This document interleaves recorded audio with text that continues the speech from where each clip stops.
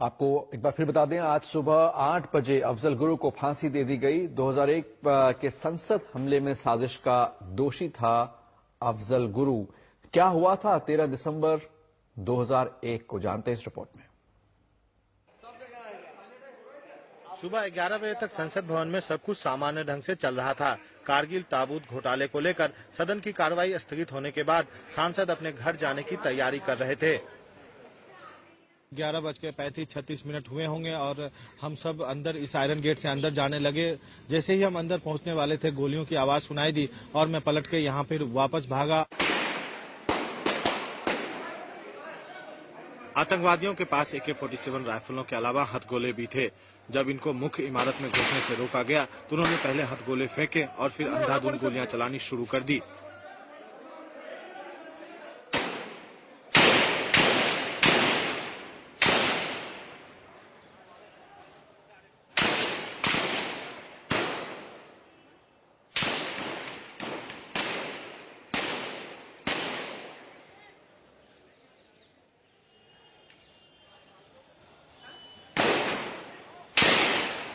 इसके बाद आतंकवादी गेट नंबर 5 और 1 की तरफ बढ़ने लगे। जैसे ही अंदर गोलीबारी करनी शुरू हुई, मैं भाग के बाहर आया और बाहर का आलम कुछ इस तरह से था।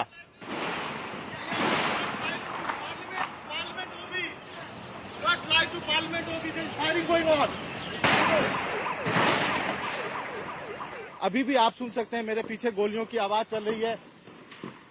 आप सुन सकते हैं। यहाँ पे देखिए, ये पुलिस जो हमारे ओबी वैन के पास गोलियों की आवाज बार बार अंदर से आ रही है। पुलिस यहाँ पे अपने पोजीशन लेके बैठी है, आप देख सकते हैं। और एक आतंकवादी ने, जिसके शरीर में बम बंधा हुआ था, गेट नंबर 1 के सामने विस्फोट करके जान दे दी।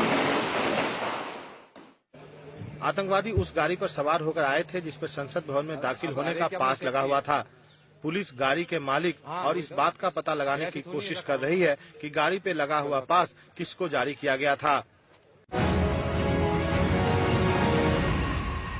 2001 में एक्सक्लूसिव बातचीत आज तक से जब अफजल गुरु ने की थी, तो क्या क्या जानकारियां उसने दी थी, क्या कुछ बताया था, क्या कुछ माना था अपने गुनाह के बारे में, आइए आपको वो सबसे पहले सुनाते हैं। बेसिकली ये जो पांचों बंदे पार्लियामेंट में जो घुसे थे, ये पांचों पाकिस्तानी थे। इनका जो बेसिकली चीफ था उसका नाम था मोहम्मद। उसके बाद जो 4 उसके साथी थे, एक का नाम था हमजा, दूसरे का नाम था हैदर, तीसरे का नाम था राना और राजा। इनकी बेसिकली जो मेन मोटिव ये था कि अंदर जो लोकसभा में MPs हैं, जो भी यहाँ की पॉलिटिकल एस्टैब्लिशमेंट, जो कंप्लीट पॉलिटिकल लीडरशिप जो है, उसको खत्म करना। This was the basically first motive which they have told to me. इससे मकसद क्या था उनका, क्या हासिल करना चाहते थे? मकसद इनका, वो तो मैं क्या कह सकता हूँ, उनका वो बेसिकली क्या मकसद था उनका।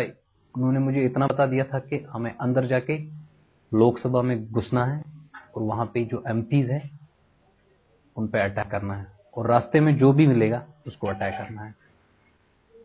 कोई पर्टिकुलर या स्पेसिफिक मकसद तो उन्होंने नहीं बता दिया था मुझे। इस पूरे ऑपरेशन में इनकी मदद कौन कर रहा था? मैं कर रहा था। और आपकी मदद कौन कर रहा था? मेरी मदद तो यही कर रहे थे। पीछे से कौन कर रहे थे? पीछे से इनका जो लीडर है गाजी बाबा। और गाजी बाबा को कौन मदद कर रहा था उनके पीछे से? गाजी बाबा तो पाकिस्तान से हैं, वो तो इनका पूरा चीफ जो है जम्मू कश्मीर का। तो गाजी बाबा के पीछे कौन लोग थे? पाकिस्तान में जो बैठे हुए हैं कौन लोग थे उनमें? तो जैश की तंजीम है इसकी, जो जैश इनकी तंजीम है वो पूरी, वही उसका लीडर तो कश्मीर में वही है, वहां पार है उनका वो मुल्ला मसूद है। तो इस पूरे ऑपरेशन में लश्कर ने भी मदद करने की पेशकश की थी। लश्कर ने कहा था कि ऑपरेशन करेंगे, मैं मदद करूंगा साथ में जैश की। तो इस बारे में आपको कुछ बताया था इन लोगों ने? नहीं, आई am not aware of that. इसके लश्कर के बारे में तो मुझे पता नहीं, न तो उन्होंने लश्कर के बारे में कभी जिक्र किया। इस पूरे ऑपरेशन की पहली बार जानकारी आपको कब मिली थी? बेसिकली जब मैं मोहम्मद को यहाँ पे ले आया था बिफोर 1.5 मंथ, तो उस टाइम उसका कोई स्पेसिफिक टारगेट यहाँ पे नहीं था। उसने पहले दिल्ली असेंबली की रैकी भी करवाई थी और यहाँ पे जितने ये एम्बेसी इलाका है चाणक्यपुरी का, उसकी भी रैकी उसने कर ली थी। अल्टीमेटली मुझे जब मैं दूसरी बार जब यहाँ से श्रीनगर गया तो वहां मुझे वो गाजी मिले, तो उसने मुझे बता दिया था कि मोहम्मद को जो लास्ट टारगेट हमने दे दिया है, लेकिन उसने वहां पे ये नहीं बता दिया कि कौन सा लास्ट टारगेट है। तो उसने ये बता दिया था कि मोहम्मद को बताना बिना टाइम वेस्ट किए हुए उस टारगेट पर अपने आप को फोकस करना और वो काम कर देना। तो फिर मैं जब यहाँ पे आ गया तो फिर मैंने मोहम्मद से पूछा था गाजी बाबा ने तुम्हें कौन सा टारगेट दे दिया। उसने कहा कि यहाँ की पार्लियामेंट जो है वही हमारा अल्टीमेट टारगेट है। मोहम्मद के साथ जो बाकी 4 लोग इन्वॉल्व थे इसमें, उनके बारे में आपको कब पता चला? वो कब दिल्ली आए थे? वो उनको तो मैं ही दिल्ली आया था। इन चारों को भी पता था इस ऑपरेशन के बारे में? Yes, they were known. अच्छा, ये लोग पाकिस्तान में किस जगह से थे, मोहम्मद और जो बाकी के 4 थे? Basically they all were speaking Punjabi language. I don't know exact location but they were from the Punjab side. Pakistani Punjab province जो है उनकी वहां पे, वहां के। जब पार्लियामेंट पे अटैक से पहले जो आखिरी रात थी 12 तारीख की रात, उस रात इन लोगों ने पाकिस्तान में फोन किया था, 5 ने अपने घर पे? नहीं, हाँ 5 ने फोन किए थे, लेकिन मेरे सामने मतलब जब मेरी प्रेजेंस में तो 2-3 बंदों ने फोन किए थे। किस किस ने किए थे और क्या? एक तो मोहम्मद तो हमेशा करता था बातचीत, उसकी तो बातचीत होती रहती थी हमेशा। और वो जो राजा था और दूसरे का नाम था जो राना, उन्होंने मेरे सामने बात की थी पाकिस्तान अपने पेरेंट्स से। मोहम्मद किस जगह फोन करता था पाकिस्तान में? मोहम्मद तो एक तो इंटरनेट पे तो हमेशा चैट करता था पाकिस्तान और आउटसाइड पाकिस्तान भी चैट करता था, जैसे यूनाइटेड अरब अमीरात, दुबई, वहां पे वो करता था। किन लोगों से चैट करता था आपको मालूम? I don't know that. Pakistan में जो उसने कॉल किए थे वो आपको तो नंबर से पता चलता हुआ, किस शहर में कॉल करता था? नहीं, उसका तो मोबाइल पे डायल करता था, फोन कर लेता था, मुझे तो पता नहीं है वो कहाँ करता। लेकिन अपनी ऑर्गेनाइजेशन के जो उसके बंदे हैं वहां पे, जैश के जो बंदे हैं उनसे वो बात करता था, और साथ में अपने घर वालों से भी हमेशा वो चैट भी करता था और मोबाइल पे बात भी करता था। आखिरी बार जब उसने घर पे बात की तो आपने सुना था अपने घर वालों से उसने क्या कहा था? नहीं, उन दोनों का मैंने सुना, मतलब अच्छी तरह से पंजाब में बोल रहे थे, लेकिन but I was getting what they were saying. वो अपने पेरेंट्स से बात कर रहे थे, लेकिन वो ये नहीं बोल रहे थे कि हम कहाँ से बोल रहे हैं। वो उनसे ये बात कर रहे थे कि मतलब एक दोनों ने अपने पेरेंट्स से बात की। एक तो वो खबर, वो दुआ सलाम जो होती है माउंटेन में, मतलब खबर आता पूछ रहे थे, हेलो हाय। बाकी उन्होंने ईद की वो विशेष एक दूसरे को दे दी थी। तो फिर वो जो राजा की जो माँ थी वो थोड़ी बहुत बीच में रो भी पड़ी। तो फिर राजा ने कहा उसको, बेसिकली हमारा यहाँ पे एक जबरदस्त एक एग्जामिनेशन है, इस तरह से उसने कहा है, we are suppose to go for the examination, if we will go through that examination then I will come back to the Pakistan. तो उसको वो ना बहलाने की कोशिश कर रहा था अपनी माँ को। जब मोहम्मद ने आपसे कांधार के बारे में भी कुछ बात की थी, क्या बातें थी वो, क्या बताया था पूरी हाईजैकिंग के बारे में? या अबाउट हाईजैकिंग, या he told me that I was a part of that hijacking. I was inside a plan. So he told me this thing. और क्या बताया था कि अंदर कितने लोग थे, कौन नाम बताया था? अंदर 5 बंदे थे, उनमें से उसने एक का नाम इब्राहिम बता दिया था, बाकियों का नाम उसने कभी नहीं बता दिया, न तो मैंने पूछा था वैसे। और कंधार के बारे में उसने कुछ बताया था? कंधार के बारे में उसने ये पूछा था, बताया था कि जब हमारे वो जो साथी रिलीज हो गए थे मौलाना, तो बाकी जो शेख, तो उसके बाद उसने बता दिया था कि हम अपने काम पे सीधे चले गए थे अफगानिस्तान में। पाकिस्तान में आपने ट्रेनिंग भी ली है? हाँ, मैंने पाकिस्तान में ट्रेनिंग ली। कब ट्रेनिंग ली और किस लोगों ने क्या ट्रेनिंग? मैं थ्रू जेकेएफ गया था 1990 में।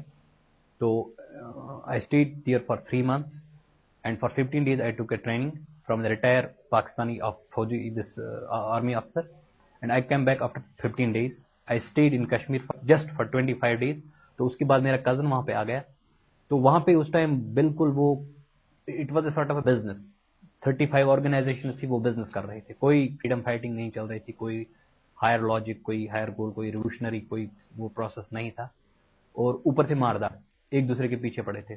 तो मैं फिर कश्मीर छोड़ के यहाँ दिल्ली में बैठ गया। किस तरह की बिजनेस कर रहे थे वो? जस्ट वो they were planning, they were getting the money from the rich people, बस। और आपको बनना है जो पाकिस्तान में ट्रेनिंग दी जाती है मिलिटेंसी की तमाम, तो उसके बाद क्या ये ट्रेनिंग जो लेकर आते हैं इसमें मतलब कश्मीर की आजादी का मामला नहीं, पैसे आपस में लड़ाई करते हैं ये? नहीं, दिस वाज द बिगिनिंग। मैं 1990 की बात कर रहा हूँ। After that it has took a very new dimension. Now it has become a, as far this organization is concern, Jaish, it is a global, they have got a global vision. वो तो कहते हैं हमारा ग्लोबल विजन, ये नहीं है कि भाई बस पैसे, ये कहते हैं कि हम अल्लाह के लिए लड़ रहे हैं। इनका अपना। आप किस चीज के लिए लड़ रहे थे? बेसिकली मेरी, क्या मैं इसको मैं एक वर्ड में कैसे बोल सकता हूँ कि मैं इसलिए लड़ा हूँ। कुछ मोटिवेशन भी था। क्या मोटिवेशन? इनकी तरफ से। मतलब गाजी बाबा की तरफ से मैं कह सकता हूँ, मतलब मैं सब चीज़ों को मिला के बोल देता हूँ कि ये चीज़ें, मतलब इन चीज़ों ने मुझे इस चीज़ पर ले आया। एक तो कुछ मोटिवेशन था, ऊपर से पैसों का भी चक्कर था। मेरी अब इकोनॉमिक कंडीशंस बहुत वीक हो गई थी। This is also a part of this, that why I become ready for this. ऊपर से मेरी थोड़ी बहुत हिस्ट्री जो है पीछे कश्मीर में, मैं सर को बता चुका हूँ कि वो क्या है। मतलब टास्क फोर्स ने मुझे यूं ही उठा दिया था एक दिन, टॉर्चर किया यूजलेसली, पैसे ले लिए मेरे से, बाकी हैरासमेंट होती रहती थी। That also played to some extent I can say, but I am not justifying this thing. आपको लगता नहीं कश्मीर में आप चुके एक बीइंग मुस्लिम, आप मुस्लिम हैं, आप लोग इस तरह की कश्मीर की आज़ादी के नाम पे जो देश भर में आतंकवाद फैला रहे हैं, तो उससे हिंदुस्तान में बाकी मुसलमान हैं, जैसे मैं भी एक मुस्लिम, तो बाकी मुसलमानों के मतलब उनकी निष्ठा पर लोग शक करते हैं आप लोगों की वजह से कि ये वो भी शक के दायरे में आते हैं कि ये भी शायद। तो मैं पर्सनली फील करता हूँ, I do really, I realize this thing that due to we people the Muslim in India they are suffering and they get a very different image. ये तो मैं खुद पर्सनली फील कर रहा हूँ। बट मैंने सर अभी आपको बता दिया था, मेरी कुछ रीजंस थी जिसकी वजह से मैं इसमें बैठ गया, इस शामिल हो गए, इस अटैक जो पार्लियामेंट में अटैक हुआ इसमें शामिल हो गए। तो गाजी बाबा से आप कब मिले थे पहली बार? Ghazi Baba, I met him before almost six months. I basically met Mr. Tariq. There is a Tariq. He's a coordinator between of Ghazi Baba. I met him before 8 months, but गाजी बाबा से मेरी मुलाकात 6 महीने पहले हुई और उसके बाद फिर 3 मुलाकात हुई। उससे कांटेक्ट से करते थे आप? उससे मैं कांटेक्ट सिर्फ I was contacting through Tariq. Ghazi Baba क्या चाहता, क्या करता, क्या करवाना चाहता है हिंदुस्तान में? कभी उसने कुछ? गाजी बाबा ये कह रहा है बस कश्मीर को आजाद कराना है, तब तक बैठना नहीं, चाहे कुछ भी हो क्या। और तारिक का क्या रोल है? Tariq is a coordinator, he is working for Ghazi Baba, for Jaish. तो ये लैपटॉप जो आपको दिया था मोहम्मद, ये गाजी बाबा तक पहुंचाना है, तो जब वो लैपटॉप और 10 लाख रुपए दिए तो उसने और भी कुछ कहा था, कुछ मैसेज था आपको? he gave me a laptop, Mohammed. He gave me 10 lakh rupees. He gave me 25,000 rupees also for my own self, na. That was for me. And he gave me a small diary. I don't know where that diary is now. तो ये मुझे hand over करने थे तारिक को। Sunday को वहां मुझे मिलना था उससे, संडे को दिन को 1:30 पे मिलना था मुझे उसको। ये मुझे हैंड ओवर करने थे तारिक को, तारिक फिर वो गाजी बाबा को दे देगा। अच्छा, आपके पास इस तरह की भी तो खबर थी कि इस पार्लियामेंट अटैक के अलावा और भी इनकी कुछ टीमें गाजी बाबा ने भेजी हुई है, दिल्ली में कुछ और टारगेट बना सकते हैं, इस टाइप का ऑपरेशन? नहीं पता तो नहीं, लेकिन but he is always in a process. जैसे कि हम 5 लोगों को बना दिया, मुझे उनके साथ बैठा दिया एज अ कोऑर्डिनेटर। गाजी बाबा ने मुझे एक दिन ये कहा है, जब मैं एक काम करता हूं, when he do some action, और जब कोई प्लान ऑपरेट करता है तो उसके खत्म होते हुए ही वो दूसरा ऑपरेशन स्टार्ट कर देता है। ही नेवर, मैं आपको ये बात बता दूंगा regarding Ghazi Baba, he is a restless person. मैंने उसको देखा, मैं उसके साथ एक रात बैठा हूं, मैं तो सो गया था, वो सोता नहीं है, हमेशा इसी काम में रहता है, किस तरह से लड़कों को तैयार किया जाए फॉर दिस। किस तरह के लड़कों को तैयार करता है वो तो उनके, एक तो कश्मीर में उनके आजकल कैंप कश्मीर में ही चल रहे हैं, कश्मीर की पहाड़ियां जो हैं उनके camp, almost 4 camps I know. कौन सी? मतलब मेरी एक तो पहलगाम साइड में एक इनका कैंप है, कंगन एरिया इनका आता है, कारगिल वहां पे गांधरबल साइड। कारगिल में भी इसका कोई रोल था? नहीं कारगिल में इसका कोई रोल नहीं।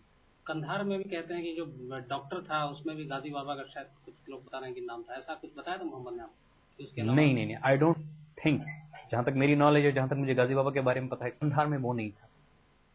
ये लोग ईमेल से जो चैटिंग करते थे या उस पर किस तरह के लोगों से बात करते थे, कभी कुछ बताया मोहम्मद ने? नहीं वो तो, हाँ वो तो करते थे, मोहम्मद करता रहता। दुबई में भी इन लोगों पे लिंक था? या they got this money transact, जो मनी आता है इनको थोड़ा वाला, इन लोगों से कभी पता चला? नहीं मुझे।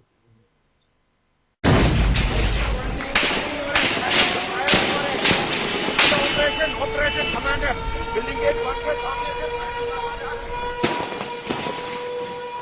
ਇਹ ਇਤਫਾਕੀ ਰਿਹਾ ਅਤੇ ਕੁਝ ਹੈਰਾਨੀ ਵੀ ਕਿ ਹਮਲੇ ਦਾ ਮਾਸਟਰਮਾਈਂਡ ਮੁਹੰਮਦ ਸੰਸਦ ਵਿੱਚ ਦਾਖਲ ਹੋਣ ਦੇ ਸਿਰਫ 2 ਮਿੰਟ ਦੇ ਅੰਦਰ ਹੀ 11:43 ਤੇ ਸਭ ਤੋਂ ਪਹਿਲਾਂ ਗੇਟ ਨੰਬਰ 1 ਤੇ ਮਾਰਿਆ ਗਿਆ।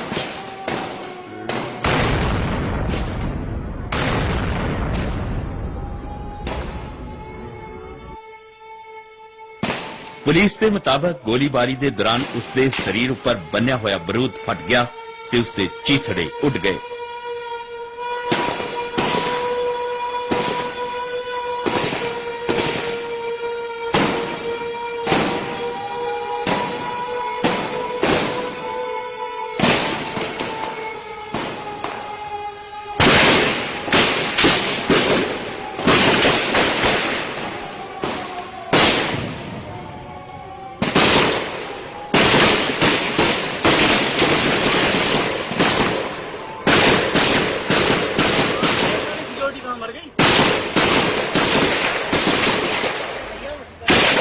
ਮਿੰਟ ਬਾਅਦ 11:50 ਤੇ ਰਾਜਾ, ਰਾਣਾ ਤੇ ਹਮਜ਼ਾ ਅੰਧਾਧੁੰਦ ਫਾਇਰਿੰਗ ਕਰਦੇ ਹੋਏ ਗੇਟ ਨੰਬਰ 9 ਤੇ ਪਹੁੰਚੇ ਤੇ ਉੱਥੇ ਹੀ ਮਾਰ ਦਿੱਤੇ ਗਏ।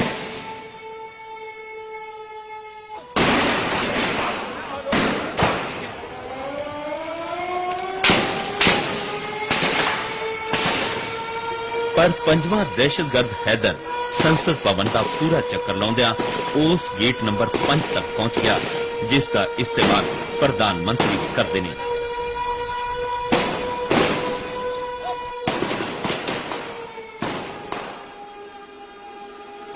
ਸੀਆਰਪੀਐਫ ਦੇ ਬਹਾਦਰ ਸਿਪਾਹੀ ਨੇ ਹੈਦਰ ਨੂੰ 11:55 ਤੇ ਉੱਥੇ ਹੀ ਢੇਰ ਕਰ ਦਿੱਤਾ।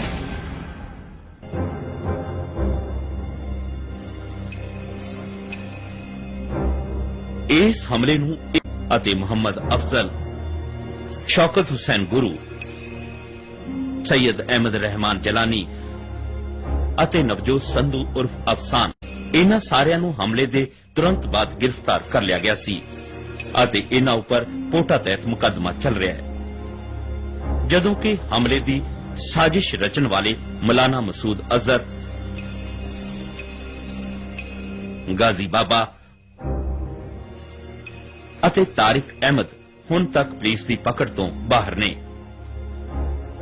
ਖਬਰ ਹੈ ਕਿ ਗਾਜ਼ੀ ਬਾਬਾ ਨੇ ਫਿਰ ਆਪਣਾ ਨਾਂ ਬਦਲ ਲਿਆ ਅਤੇ ਉਹ ਇਸ ਵੇਲੇ ਅੱਬੂ ਹਿਜਰਤ ਦੇ ਨਾਂ ਤੋਂ ਕਸ਼ਮੀਰ ਵਿੱਚ ਹੀ ਕਿਤੇ ਲੁਕਿਆ ਹੋਇਆ ਹੈ।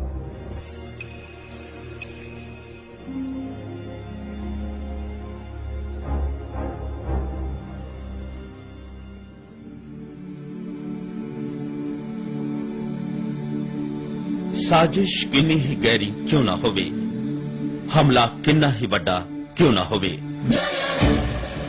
ਪਰ ਦੇਸ਼ ਦੇ ਜਾਂਬਾਜ਼ ਸਿਪਾਹੀਆਂ ਦੇ ਸਾਹਮਣੇ ਦਹਿਸ਼ਤਵਾਦ ਇੱਕ ਵਾਰ ਫਿਰ ਚਾਰੋਂ ਖਾਨਿਓਂ ਚਿੱਤ ਹੋ ਗਿਆ ਅਤੇ ਦੁਨੀਆ ਦਾ ਸਭ ਤੋਂ ਵੱਡਾ ਲੋਕਤੰਤਰ ਉਸੇ ਸ਼ਾਨ ਨਾਲ, ਬੁਲੰਦੀ ਨਾਲ ਸਿਰ ਚੁੱਕੀ ਖੜਾ ਹੈ।